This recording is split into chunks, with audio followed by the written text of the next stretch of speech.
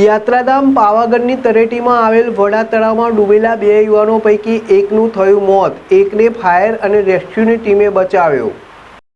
હાલોલ નગરપાલિકાની ફાયર અને રેસ્ક્યુની ટીમને જાણ કરી હતી, જેમાં પોલીસ સહિત ફાયર અને રેસ્ક્યુની ટીમ ઘટના સ્થળે દોડી આવી હતી. જેમાં ફાયર અને રેસ્ક્યુ ટીમના જવાનોએ તળાવના ઊંડા પાણીમાં આવેલી ટેકરી પર પોતાની બચાવ કરીને બેસી રહેલી જિગ્નેશનું રેસ્ક્યુ કરવા સહિત પાણીમાં ડૂબી ગયેલા વિપુલને શોધવાની તજવીજ હાથ ધરી હતી.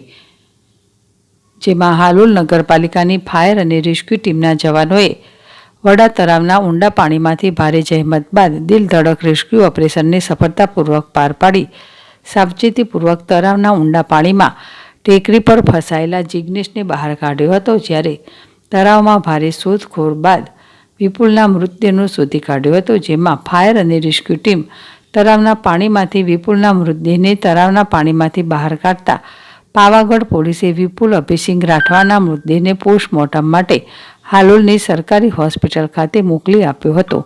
જ્યારે બનાવ અંગે પાવાગઢ પોલીસે વધુ તપાસના ચક્રો ગતિમાન કરી આગળની કાયદાકીય કાર્યવાહી કરવા અંગેની તજવીજ હાથ ધરી હોવાની માહિતી મળવા પામેલ છે.